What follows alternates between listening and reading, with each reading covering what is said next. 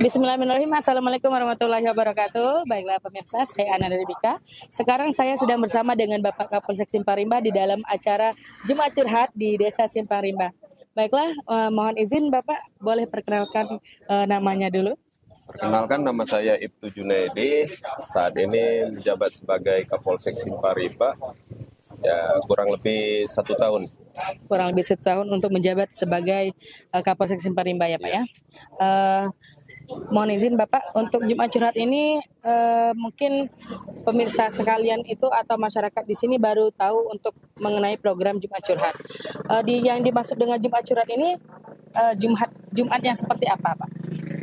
Jumat Curhat ini adalah program dari Mabes Polri yang diperkenalkan langsung di launching dari Mabes yang tergabung dalam program Quick Win Presisi dalam rangka untuk menyerap aspirasi maupun menyerap informasi dari masyarakat sehingga untuk satuan wilayah yang terbawah yaitu Polsek dapat mengetahui apa keluhan yang ada di masyarakat sehingga dari Polsek dapat menentukan kebijakan sehingga kebijakan itu tepat sasaran dan dapat menyentuh lini langsung dari permasalahan masyarakat tersebut.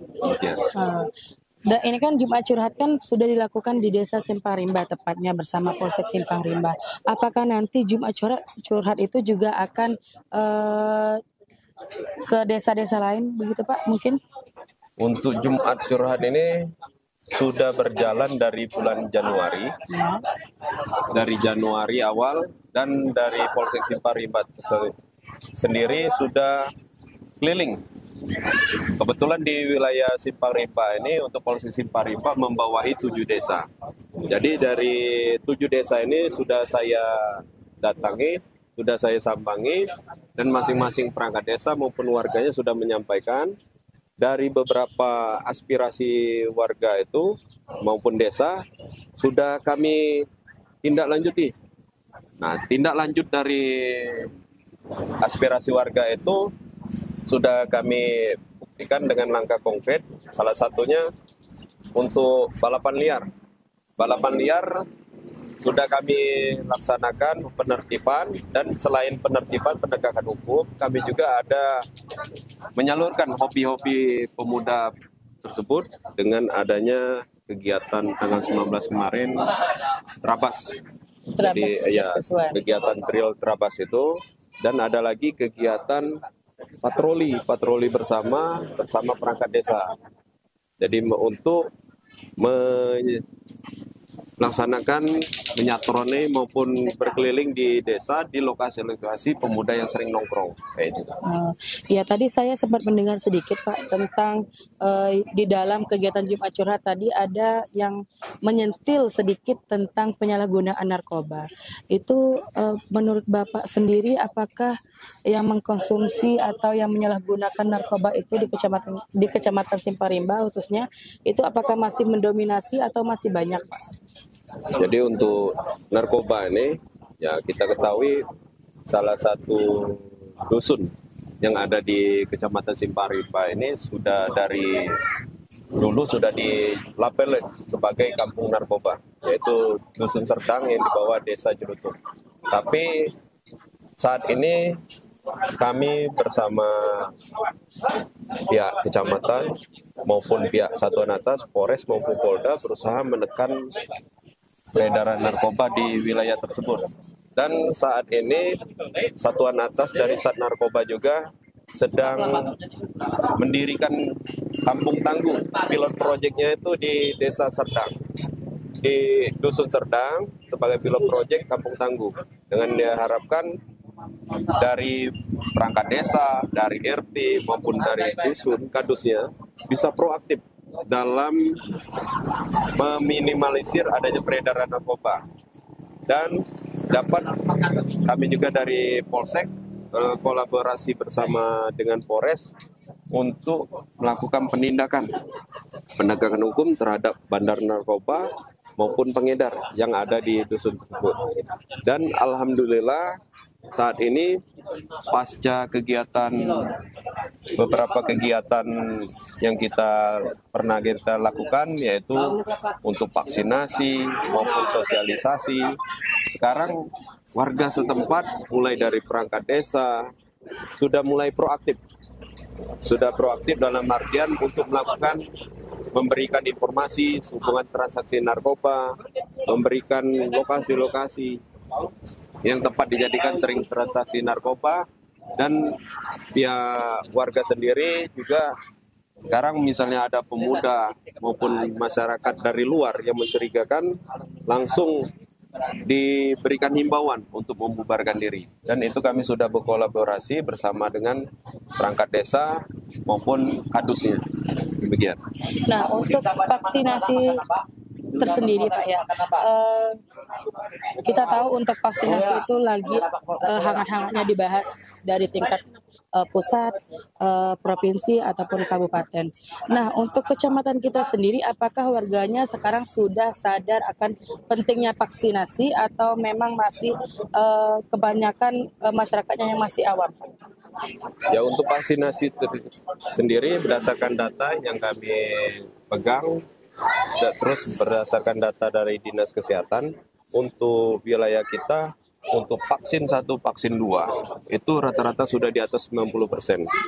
Nah, yang sisanya itu dikarenakan komorbid, yaitu dikarenakan penyakit bawaan yang tidak bisa divaksinasi. Terus untuk vaksin ketiga, alhamdulillah kita sudah tembus ke 80%, terutama saat ini banyak masyarakat yang mau umroh, mau perjalanan keluar sudah sadar atas pentingnya pelaksanaan vaksinasi yang ketiga. Terus dalam waktu dekat ini kami sedang mendorong berkolaborasi dengan pihak kecamatan dan pihak dari Puskesmas untuk melaksanakan vaksin booster yang kedua, yaitu vaksin keempat. Baik Pak, terima kasih atas waktunya. Ini pertanyaan saya yang terakhir, boleh Pak ya? Nah, sekarang ini juga saya mendengar bukan hanya di desa Simpang Rimba, Permis dan Rajib yang memang desanya itu yang desa menyatu yang sangat luas. Jadi kemarin itu saya mendengar informasi bahwa ada maraknya pencurian yang dilakukan oleh anak di bawah umur. Nah, untuk pihak dari keamanan kepolisiannya itu tanggapannya seperti apa, Pak? Apa memang ada pihak kepolisian itu memberikan efek jera kepada anak tersebut, atau memang hanya diberikan untuk misalnya sekedar hanya pelajaran saja? Jadi untuk sehubungan kenakalan remaja, ya, untuk wilayah Polsek Simpang Rimba itu kami juga ada program problem solving. Problem solving itu merupakan program yang lebih mengedepankan peran dan fungsi dari Babin Kantipmas di masing-masing desa. Tetapi apabila yang perbuatan yang dilakukan pemuda tersebut menjurus ke arah tindak pidana, kami lebih menekankan pada saat dilakukan mediasi permasalahan, pemecahan masalah, untuk pelaku tindak pidana ini, khususnya yang di bawah umur, akan dilakukan pembinaan di Polsek. Di Polsek dilakukan pembinaan macam-macam. Ada yang 7 hari, ada yang 14 hari, yang kami maksimal 14 hari. Itu juga kami berkolaborasi dengan Kades maupun tokoh ulama yang untuk melakukan pembimbingan. Salah satunya diwajibkan sholat 5 waktu, terus untuk kegiatan bersih-bersih di sekitar lingkungan Polsek. Dan di situ juga kami kasih pencerahan dari sudut pandang hukum, dalam artian bahwa perbuatan yang mereka lakukan apabila diterapkan pasal, maka tetap bisa menjadi pelaku tindak pidana yang bisa ditahan. Dan selama ini mindset dari warga kita bahwa anak di bawah umur tidak bisa ditahan. Ya sebenarnya itu bisa ditahan, tapi mekanismenya beda pelakuannya, demikian. Tapi pihak pelaku itu apakah seandainya ada kejadian pencurian, apakah pihak pelaku itu diberikan sanksi untuk mengganti apa yang telah dicuri begitu Pak? Berupa barang misalnya kan ibaratnya jika mencuri biasanya anak itu dijual nih. Terus apakah anak itu akan disuruh mengganti sesuatu yang dicurinya itu berbentuk apa yang telah dicuri atau berbentuk seperti uang? Jadi sehubungan dengan kerugian atas perbuatan tidak pidana itu, memang dari kedua belah pihak ini menyampaikan pada saat dimediasi bahwa kami mengalami kerugian akibat perbuatan si pelaku ini, ada materialnya berapa. Tapi rata-rata untuk mediasi itu bisa tercapai dikarenakan ada kata mufakat dari kedua belah pihak, mulai dari korban maupun dari keluarga pelaku. Jadi dengan adanya kesepakatan itu baru bisa tercapai. Salah satunya pergantian kerugian. Nah, sedikit informasi juga Pak, di desa-desa kan kita punya Babin Kamtibmas ya. Ya, Babin Kamtibmasnya udah ada dari Polsek satu desa itu satu.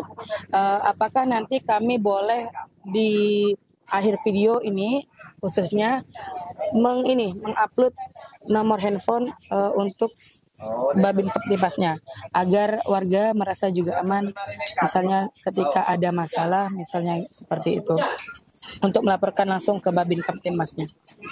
Jadi sehubungan dengan percepatan pelaporan, sebenarnya Babin Kamtibmas itu satu desa satu babin, dan Babin Kamtibmas itu sendiri sudah memiliki nomor pengaduan yang sudah disebar mulai dari perangkat desa, mulai dari RT yang terbawa maupun masyarakat yang berinteraksi dengan babin tersebut.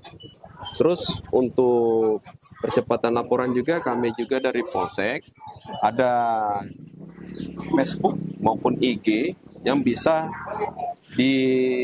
menyampaikan apa kegiatan yang telah kami lakukan. Salah satunya di situ juga ada penyampaian nomor telepon pengaduan kepada Polsek, kepada Kapolsek, dan untuk umumnya untuk laporan pengaduan itu biasanya kami ke 110.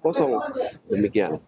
Nah, berarti juga selain pihak kepolisian itu ketika mereka melakukan seperti kegiatan vaksinasi, terus kenakalan remaja, bukan hanya pihak kepolisian saja, berarti pihak kepolisian juga berkolaborasi dengan pihak desa dan pihak kecamatan yang ada di situ ya Pak ya. Jadi tadi sudah kita dengar juga, intinya dari perangkat desa sudah berkomitmen untuk berkolaborasi menekan peredaran narkoba khususnya di Kecamatan Simpang Rimba, dengan harapan dengan adanya kesadaran dari masing-masing perangkat desa, dari RT yang terbawa, otomatis sistematis untuk penanggulangan maupun penindakan dalam rangka untuk meminimalisir peredaran narkoba ini lebih efektif.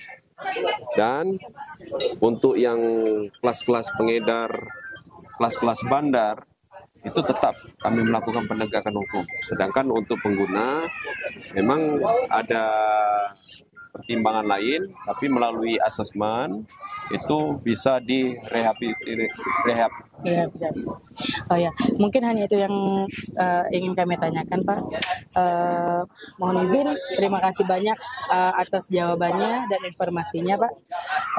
Kami pamit. Assalamualaikum warahmatullahi wabarakatuh. Waalaikumsalam.